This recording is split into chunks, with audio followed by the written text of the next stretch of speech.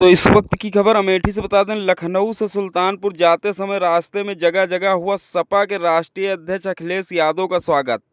मुसाफिर खाना में सपा नेता सिंधुजीत सिंह के साथ साथ हजारों कार्यकर्ताओं ने अखिलेश यादव का किया जोरदार स्वागत।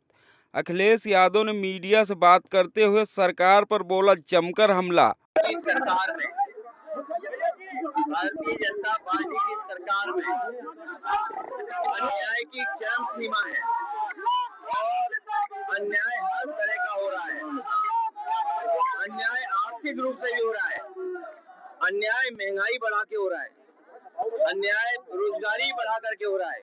आज जो नोएडा में आज देखने को मिला है, जहां तमाम गाड़ियां जला दी गई हैं और पुलिस को भी भागना पड़ गया वहां से।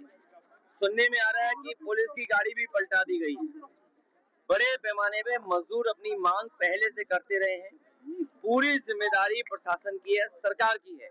और सरकार की इसमें कमी ये है कि जब मजदूर अपनी मांग को लेकर के आए तो सरकार ने सुनवाई क्यों नहीं की। कोर्ट से लेकर के या अन्य प्रदेशों में भी मजदूरों का जब वेतन बढ़ गया, मजदूरों को राहत दी इस महंगाई में, तो उत्तर प्रदेश की सरकार पीछे क्यों? सरकार ने बातचीत का रास्ता क्यों नहीं निकाला? एक तरफ तो सरकार निवेश की बात कर रही है, वहीं मजदूरों के साथ अन्याय कर रही है। और निवेश अगर आएगा और मजदूर नहीं होंगे तो कारखाने कैसे चलेंगे? ये पूरी जिम्मेदारी सरकार की है। सरकार किसी की बात सुनना नहीं चाहती। सरकार लोकतांत्रिक सरकार नहीं है, लोकतंत्र में विश्वास नहीं करती है, एक तंत्र में विश्वास करती है। संविधान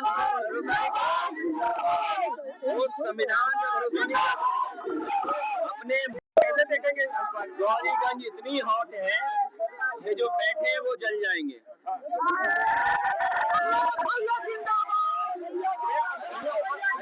आपकी बात माने हॉट है तो हॉट वाले तो जल जाएंगे।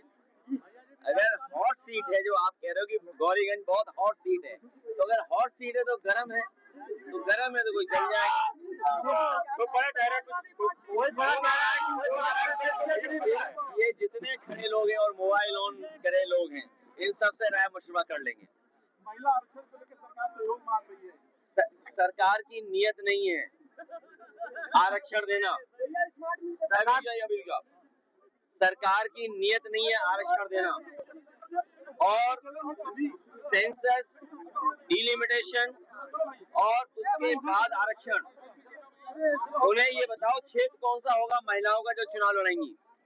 क्षेत्र बनाया नहीं, आरक्षण की तैयारी कर रहे हैं, गिनी है नहीं।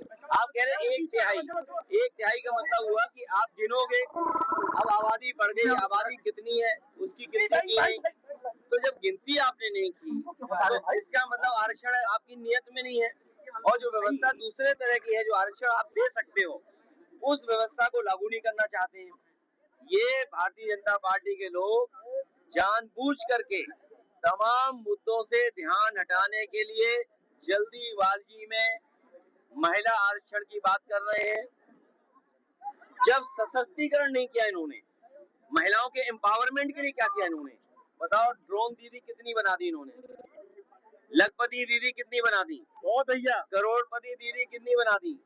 हमारी बेटियों की पढ़ाई छूट रही है, महिलाओं को सुरक्षा नहीं मिल रही। और उसके बाद आप बिना क्षेत्र का तय किए आप बताओ अमेठी बनाओगे क्या महिला सीट हो जाएगी? तो कौन चुनाव लड़ेगा? सुल्तानपुर कौन सी सीट आपने तय की है? महिलाओं की सीट तय की नहीं। और सीट तय करने का चाहिए सेंसस, सेंसस के बाद डिलिमिटेशन, डिलिमिटेशन के बाद आरक्षण। ये संविधान को नहीं मानते, बाबा साहब का दिया हुआ संविधान बदलना चाहते हैं और अपनी मनमर्जी से चलाना चाहते हैं। ये संविधान से नहीं चलना चाहते, अपने मन विधान से चलना चाहते हैं। लोकतंत्र पर भरोसा नहीं, एक तंत्र पर भरोसा है नहीं।